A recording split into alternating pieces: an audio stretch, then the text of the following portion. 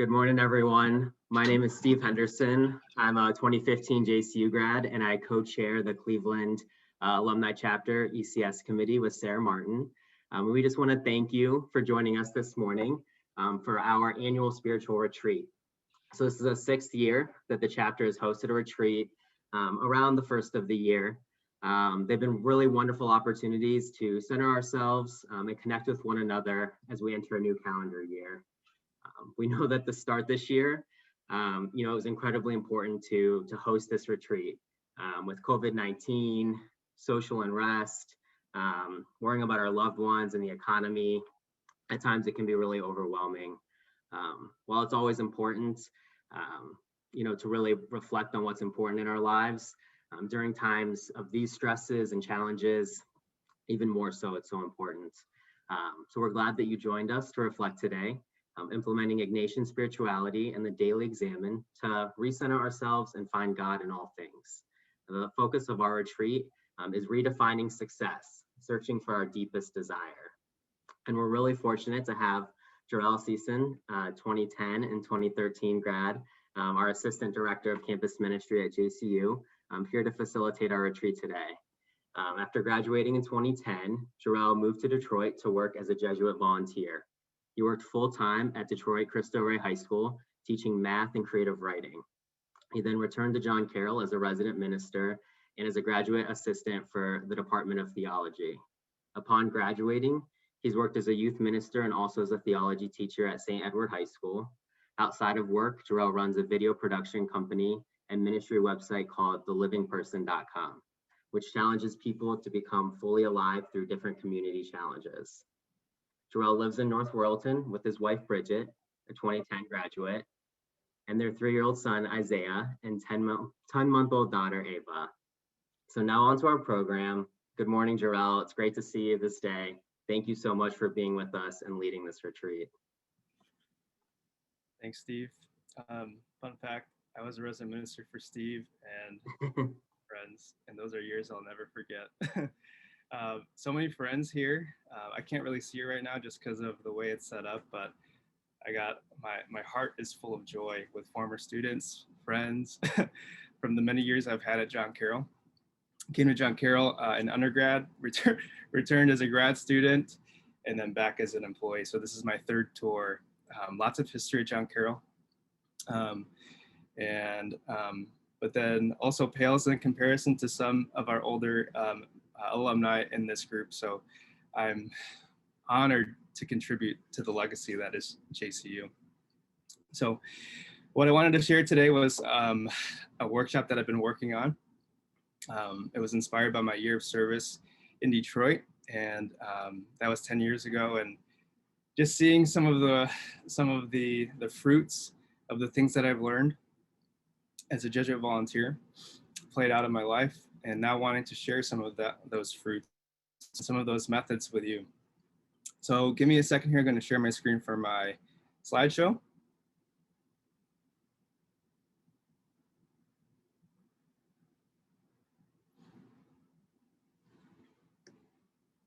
So this is redefining success. Give me now I can see you. Give me a thumbs up if you can see this and hear me okay. Nice, you're with me. Okay, cool.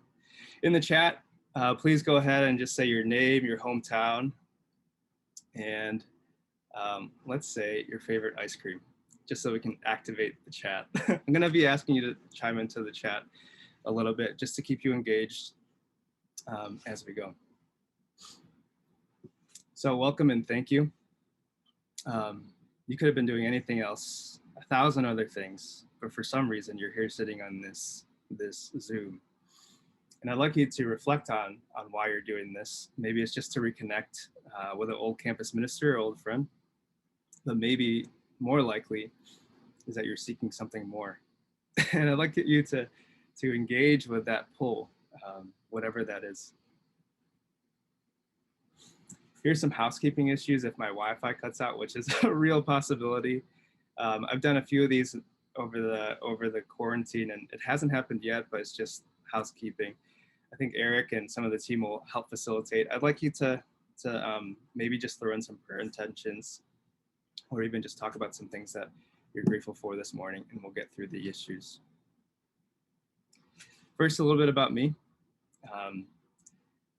I know I look like I'm 16, but I'm a little bit older than that. I have a lot to go, but these are my little ones, Isaiah and Ava, and they've been the greatest joy of my life. So being a dad has been the hardest thing I've ever had to do, but the most rewarding thing I've been able to do. And I'm seeing some smiles from some fathers in the group and some parents in the group. This is my wife, Bridget. We love ice cream. My son loves ice cream. This is a moment that I just like found some random pictures and I wanted to share just pieces of me. But this is a moment when I was teaching in high school at St. Edward High School. I'm not sure if anybody has some connections to St. Ed's, but I taught at St. Ed's for 4 years, and I taught with the chair of the department. His name's Chris Merriman. He was also a JCU grad. We went through a similar process where he was also a graduate assistant in the theology department. And I just found him to be so captivating as a teacher.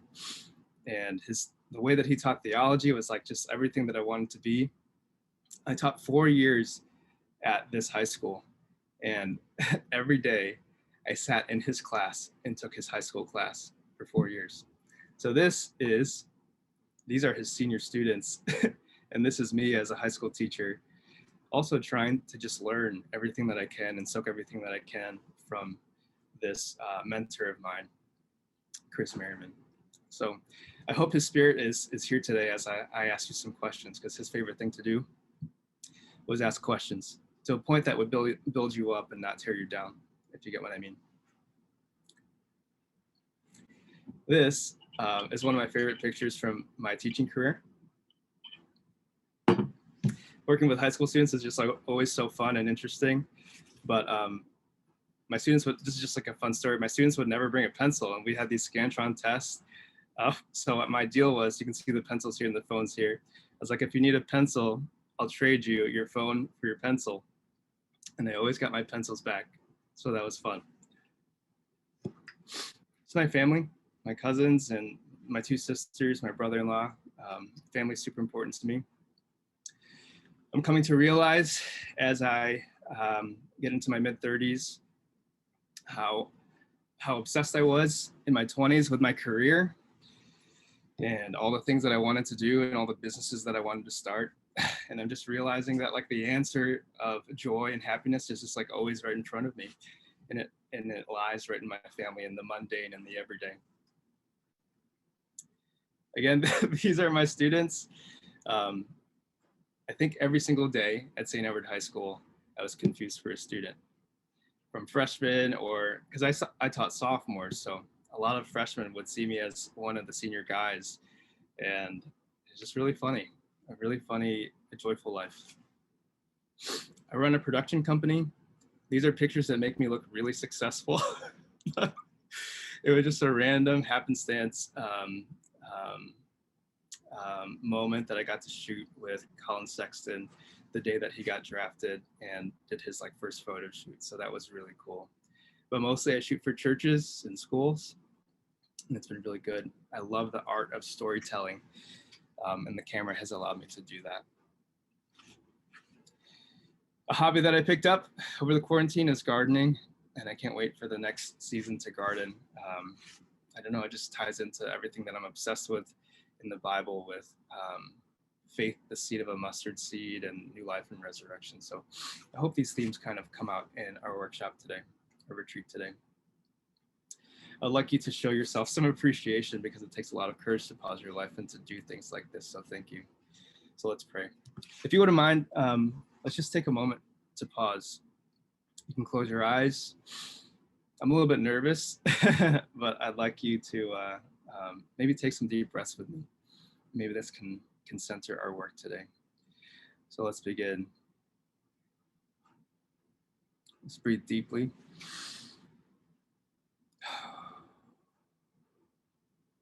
And slow our lives. Invite God into the space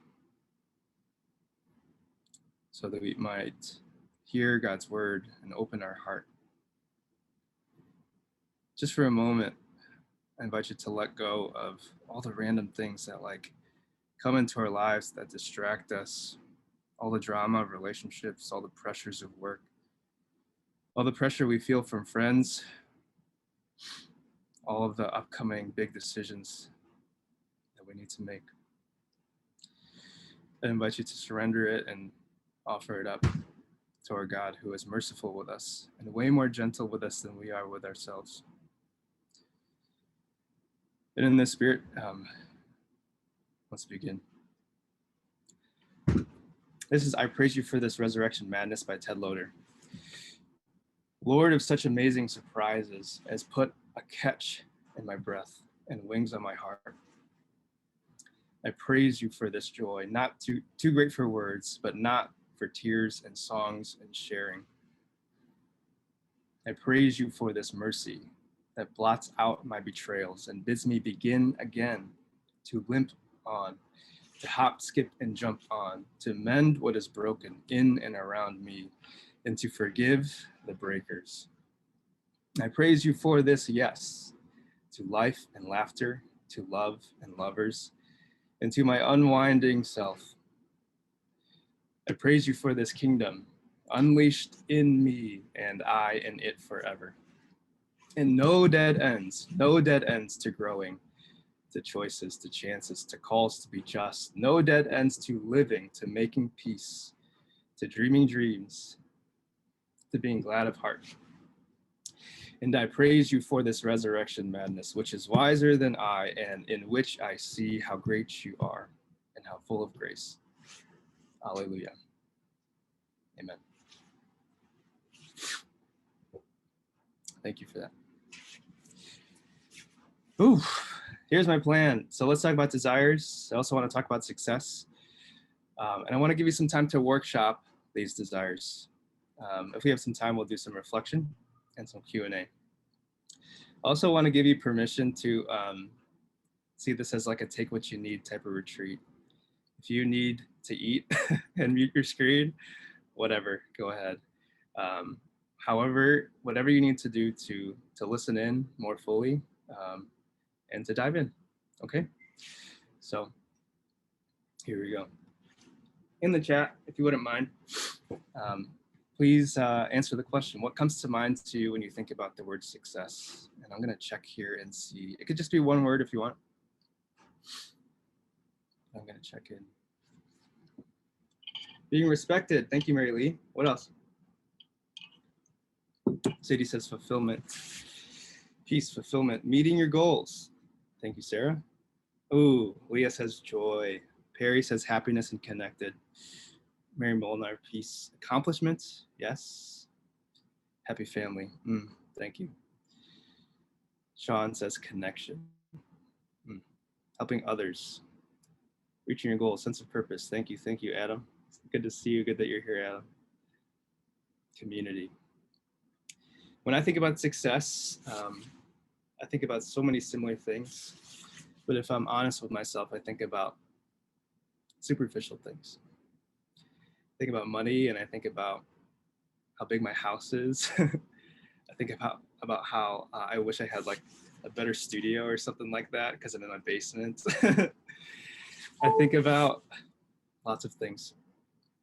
I think that depending on where you go, you'll get a different answer for success. I think that if you go to a bank and ask all the people working in a bank, you'll get a different answer. If you hop onto a boat on the 4th of July to party and drink or whatever, or just to have a good time with a family, you'll get a different answer. If you go to John Carroll, you'll get a different answer. And then if you go to some sort of sports event, you get a different answer. There is a diversity in a spectrum, a broad spectrum in the way that we see success. Let me close this chat here. So I want to try to make sense of the broad spectrum. I want to try to make sense of the very selfish desires, the very selfish definitions of success. And I want to try to make sense of how it reconciles or how it plays a part in the answers that you provided, answers like purpose or connection or community, because they're all connected somehow. At least that's what I'm going to argue today. I don't know how many of you have heard this idea, but a Jesuit priest, when I was a Jesuit volunteer, introduced this idea that there are only really 3 questions that are asked on an Ignatian retreat. The first one is really important. It goes like this: what do you want? And it's a good question when we're redefining success. The second one's even better though. What do you really want? My students are laughing. And the third one, if you get my drift, is what do you really, really want? Like I said, this was said to me by a priest named Father John Stoudemire. He's just like so awesome. And he has so many talks on YouTube. He's from UDM, University of Detroit Mercy. And I'd really recommend that you tune into some of his teachings. I think that he's the VP of Mission and Identity at that school, but it could be wrong. Here's an example of how this plays out, especially in my work with high school students. I would sit down with a student that's just like trying to make sense of his future. I was like, well, Sean, like, what do you want? And he's like, honestly, I just want to be wealthy. Like, I want to start my business. You know, I have this idea and blah, blah, blah, blah, blah. I was like, well, really, is that all you want? Is life all about money to you? Is that where our conversation ends? So I'm like teasing a little bit. He's like, no, like, you know me, you know, like I wrote down here, like, I want to live comfortably. I care about my family. I want to provide and da, da, da. And finally, it's kind of like this conversational piece of like, okay, like, we're getting somewhere. Let's push it even further. You might get something like, I guess I want to love and care for my family the best that I can. I want to make a difference. I want to make an impact. And you can see how like it starts off really selfish, but if you push it and push it and push it in the best way, you'll find something interesting. I like this part. All of a sudden, after some deep questioning, the desire becomes quite different. It becomes holy. Thumbs up if you like this, if you're on board with this type of thinking. Yeah. I think that this concept is tough for people at first, depending on where you're at in like your faith life, especially if you've never heard this. Father John continued to explain that our deepest desires are God's desires. Here it is in bold. Our deepest desires are God's desires. When I first heard this, I don't know where you're at now, but when I first heard this, I was like, what the heck are you talking about? You know? And I was like, freaking Jesuits, of course they would say something like this. And that was because I was raised, I don't know about you, but I was raised as a person of faith being taught to believe the exact opposite. I was taught that my desires were on the slide of the world and not of God. And maybe I wasn't taught that. Maybe that's just what I was hearing, but regardless, that's what I heard. That was what was instilled in me. And I wonder if it's still instilled in you. I was taught that my desires were a bad thing. Here's the disclaimer. I'm not saying that all of our desires are always good. You know, I think that we have some, how about this? I have some super selfish and super destructive desires that actually, without even me knowing it, can contribute to the real evil around the world, especially like when we're talking about the world's marginalized and people who don't get a seat at the table and blah, blah, blah. Like, I have a say in the ways in which evil and good exists in the world.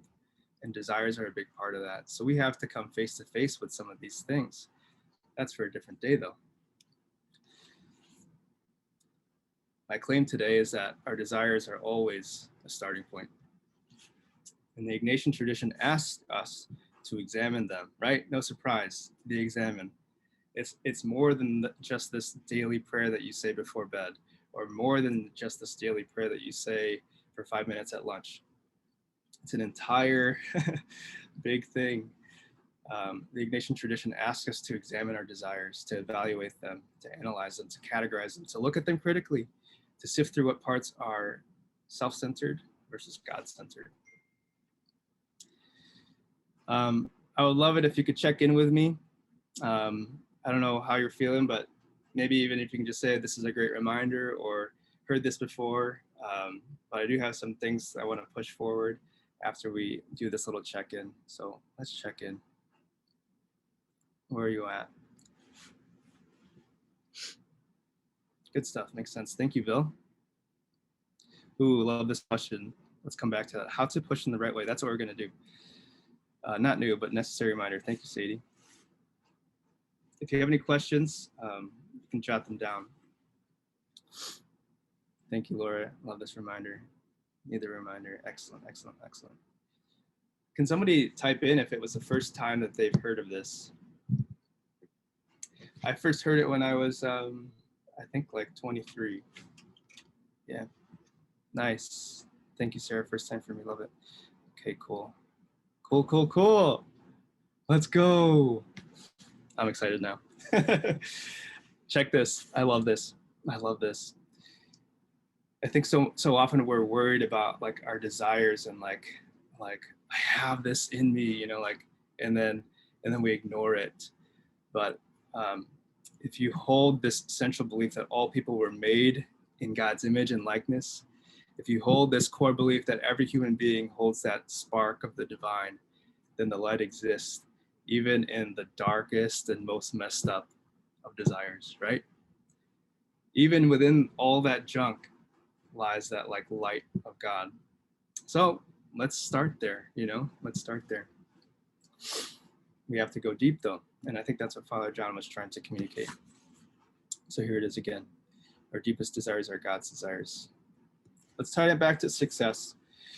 What is success? I did what everybody else does. It wasn't very academic. I just typed it into Google, but I wanted you to see this. It's just like the most basic thing, right? Success is the accomplishment of an aim, the accomplishment of a goal. So I'm going to take that and use different language to relate it to desires. I would hope this is a fair definition for success for us today. Success is achieving what you want. Fair? If you're on board with me, if you think that's a fair definition, then here's the next question. Maybe you know where I'm going. What do you want? I hate this question. I hate this question. Here's me as a campus minister talking to college students, asking them what they want. And here's me, you know, as a young father, trying to figure out what I want. Seems like on a day-to-day basis, like on a monthly basis, like the emotions that come with life, even pre-COVID, and the pressures that come with the workplace and like your calling and vocation, like it's just like a lot to deal with. If success is achieving what you want, we got to take ourselves through this process. You don't have to, you can do whatever you want. But I have done it many times, and it has been the most beneficial thing for me. I kind of want to get to the exercise here. So I've asked Eric to help me share this worksheet with you. And what I'm going to do is, give you some time. I'm going to give you about 20 minutes to a half an hour to enter into this work. But before I do that, I filled out this worksheet, I want to say at the beginning of January. So maybe like 3 or 4 weeks ago. And I want to show you what I wrote down. So let me switch my screen here.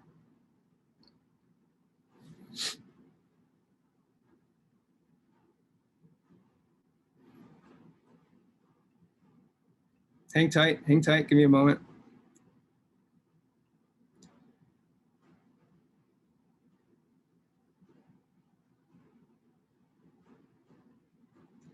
All the tech issues.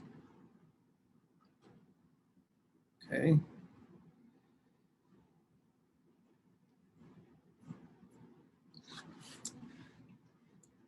Eric, any chance that you have it in the chat? Okay. I lost all my windows, so I'm gonna have to go through my drive. So take a breather for a little bit and give me a little a moment here. I did put the link into the chat for you as well. Excellent. Thank you. Okay, cool. I'm back on.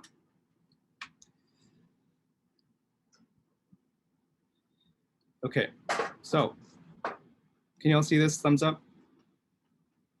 If you're unfamiliar with Google Docs, I want to give you a little tutorial, so pay attention here. I'll do it again just in case at the end, but you're going to go to File, and you go to Make a Copy. Thumbs up if you see this. Click that, and then what you can do is just type in your name. So it's your version. Click OK right here. And then all of a sudden you have your own brand new document that you can type in, okay? So So that's how you get your own, and that's how you can do your own processing.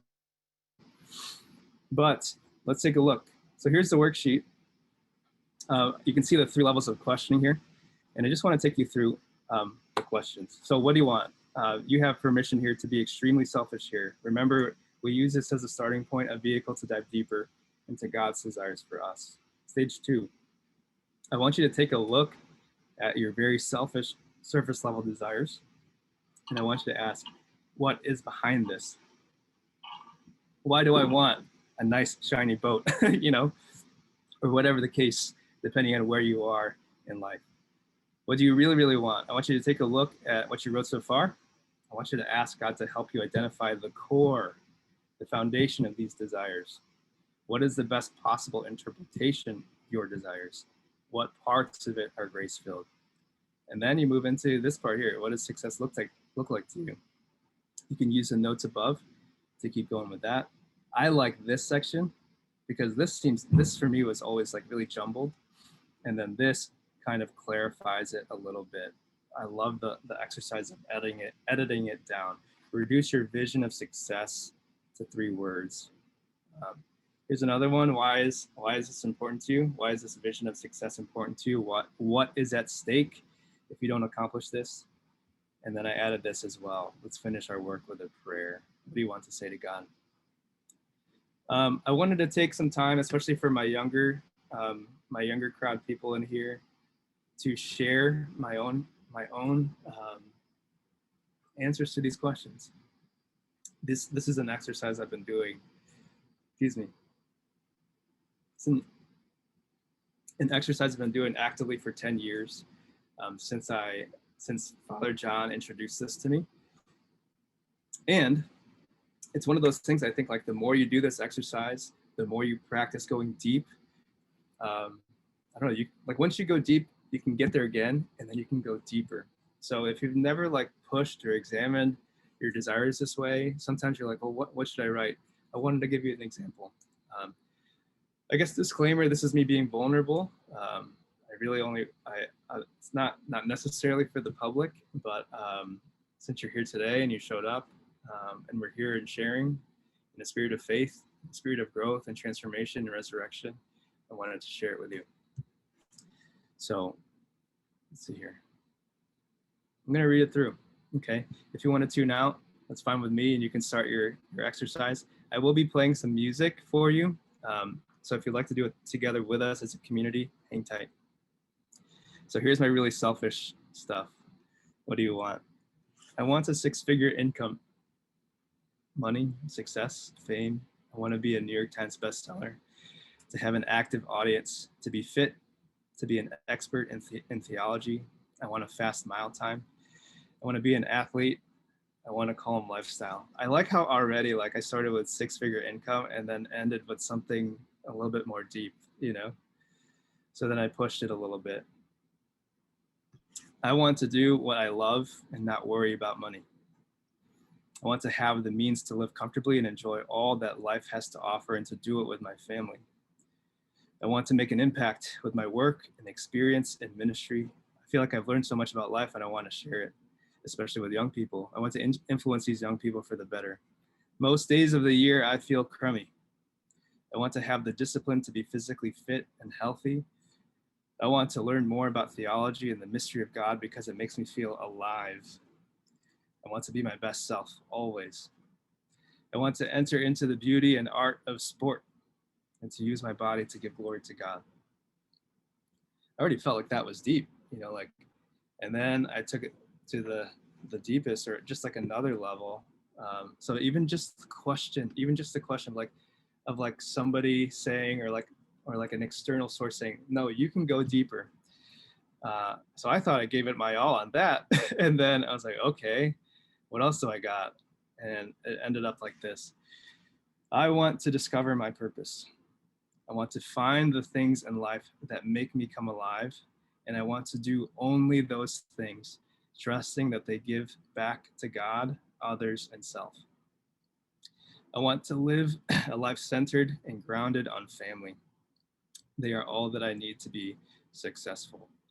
I want to know that and believe that at all times, because there are a lot of times that I don't believe it. I want my life to be an offering to the Spirit. I want it to serve the work of the kingdom, leading people to a life of freedom and purpose with God at the center. I want to see my body as a temple and to treat it as such, the sacred instrument that's used to live out the gospel of love and mercy. I want to live a wholehearted, holy, joyful life. This is what it means to be fully alive, to become my true self. Whoa. The purpose of this is for me to just read this over and over and over again,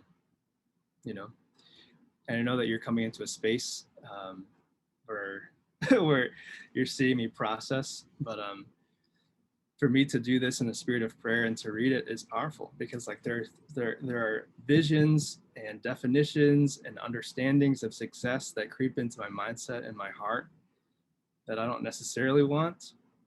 And this type of exercise to have in my binder or my cell phone to read when I'm feeling crummy pulls me back.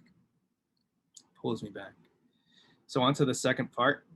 You can do, like I said, you can do any and all of this. Sometimes maybe it's just like the one question, but what does success look like to you? So use some of your notes to create a vision of success. So this is for my 2021 vision. This year, success looks to me like self-control, believing that what I have is enough, both in terms of self-identity and material possessions. I am enough. I have enough. I am already successful. I am complete. I need nothing else but your love and grace. If I had to fast forward 1 year from now, I would want my life to be more peaceful, way less rushed. Almost nothing is urgent or a one-time opportunity. At the same time, my life would be more intentional and more focused, still accomplishing and pushing forward efforts in my passion projects that give me life. I want my transformation to be at the service of those who are actively seeking to learn from me. 1 year from now, I love this part because it just reminds me of my best self. 1 year from now, I want to be the most present I've ever been to the people that I love the most, mentally, physically, and spiritually. If I had to reduce this whole thing into 3 words, it would be present, enough, and sobriety. This comes from the Enneagram. This is language from the Enneagram personality. I don't know what it's called, personality test, or you can look it up. But anyways, they assign you with these, I don't know, sometimes they call them like, what is it called? A deadly sin. So I'm a type 7, and they say that my deadly sin is gluttony, and that my holy idea is sobriety. So when I say sobriety, I'm not necessarily talking about with substances or alcohol. I'm just talking about self-control. Is this important to you? Here's one thing though. I won't read the rest of this, but I like this question here. What is at stake? And I wrote down, like, if I don't live this way, if I don't live up to these standards, then what is at stake? What's at stake is living in pain or living in peace. My physical and mental health, my joy and peace, my relationships with my wife, son, and daughter. I think that question makes it a little bit more real, for me at least. I want to know what happens when I don't choose the best version of myself. And I don't choose the best version of myself regularly, super often. And I experience the pain of that super often. I don't know if I'm alone in that or what, but that's that. And so then I finish with a prayer. I don't need to read that to you. You can do your own prayer, but that's that. So let me see if I can see you all.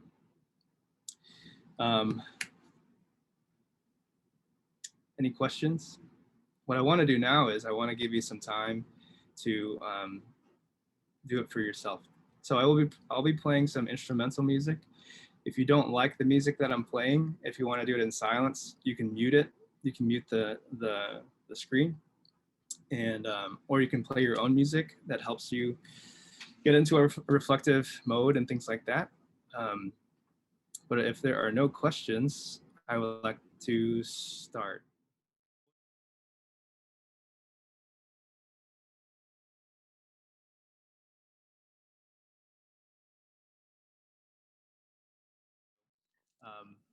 I'm keeping an eye on the chat just for anybody else, but I wanted to share some final thoughts and then let you go. You know, January is a time where we all set some goals and probably let them go. I did. I'm not sure if you did, but if you pay attention to the statistics, you probably have. It's just how it happens, you know. And I think part of that, from my perspective, deals with all of the expectations that come with a new year. Maybe we take on too much. Maybe.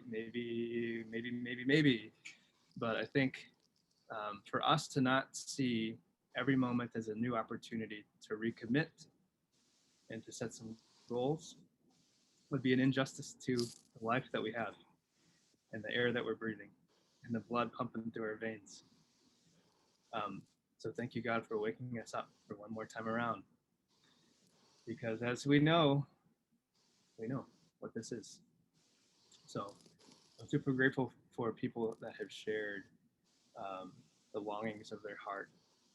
And I guess what I invite you to do, you know, like so often it's like you hear messages on ads and TV and social media. New Year's coming around, set a goal. I think it goes way deeper than that.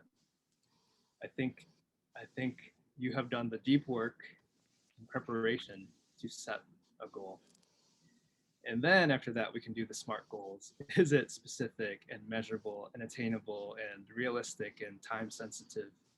You know, keep it small and keep it something that you can actually reach and just keep on building. You know, I think if you use your worksheets and the things and reflections to highlight, to like center your goals on the longings of your heart, like the deep longings, you'll always have a why. You know, you'll always have like a, no, this is what I was meant to do. This is who I am, you know, and it won't be random. Like your Weight Watchers goal won't be random. And like your goal to write a book won't be random. Your goal to get fit won't be random. It all ties together. Okay. And then just be gentle with yourself because life is hard. Life is hard. So I think that's the end of our time today. I had a portion of Q&A, but I think that I just really would love to end here and end with the sharing. If you have any questions, I'm going to put my email in the chat, and I would love to entertain and answer some of your questions that you might have. I can answer them through email, typing them out, or you can send me your phone number and I can send you a little video message or something like that. But that's what I got. So what does the team say? I'm going to pass it over to Eric. Well, Jarrell, thank you so much for joining us this evening or this morning and sharing your expertise. And just we're so fortunate to have you within our community, not only as a colleague, you and I, but as an alum.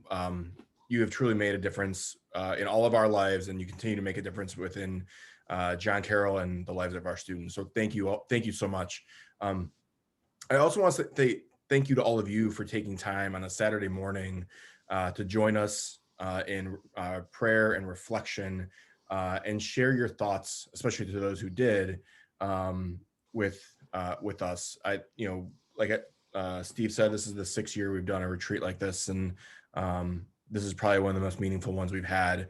A lot because of the way that you all have shared your thoughts for the day. So thank you again. Before I say goodbye, I wanted to let you know about some other opportunities that you have to engage with John Carroll and stay connected while we are doing our virtual programming because of the pandemic. On Thursday, February 11th, we have our next Alumni Authors Series, and it will feature Brian Polian, who Brian is the special teams coordinator and recruitment coordinator for the University of Notre Dame football team. He will speak about on his book, Coaching and Teaching Generation Z. Coach Polian draws upon his experiences and reflects on relationships being the greatest reward in life, very appropriate for today's conversation, and why they're so important for young people, identifying the building blocks of relationships and how to build better ones with Generation Z. On Friday, February 12th, John Carroll will host a very special alumni wine tasting social. We're incredibly fortunate to have Shelly Taxel from the Wine Spot, one of Cleveland's premier wine purveyors, along with Tim Hallett from Marchetti Wines and Alan Tardy, a representative of Moncherry Winery in the Barolo region of Italy. We will be tasting some of their wines. While it may seem like you have to be in Cleveland to participate, you most certainly don't. We have opportunities to participate whether you live in Cleveland or you don't. On February 17th, this is a new program that we just confirmed. The Columbus Alumni Chapter will be featuring Dr. Aaron Johnson, faculty member in JCU's Department of Biology. Dr. Johnson will speak on the history of vaccines. And this is, I think, a topic that is front and center on many of our minds this year. On February 20th, Paul Guglielmo, owner of Guglielmo's Sauce, will lead attendees through an Italian cooking demonstration. I personally have been to one of Paul's demonstrations, and it is definitely one that you will not want to miss. We actually had it scheduled in January, and we had to reschedule, so you may have seen it before. And then to round out our programs for February, Dr. Scott Allen, the Dr. James S. Reed Chair in Management in the Bowler College of Business, will be featured in our next installment of the Alumni Continuing Education Series, better known as ACES. His program will focus on disruptive technologies and how they are impacting our society. For more information on these programs and the recordings of all of our previous programs, you can find them on our website at jcu.edu/alumni. Finally, please consider making a charitable gift to John Carroll to support our students, faculty, campus ministry, and the entire campus community. If you've already made a gift this year, thank you for your generosity. If you have not, please join me in supporting JCU so that we can continue to deliver an outstanding education for our current and future Blue Streaks. Thank you again for joining us. Take care, be well, stay safe, and onward on John Carroll. Have a wonderful rest of the weekend. Take care.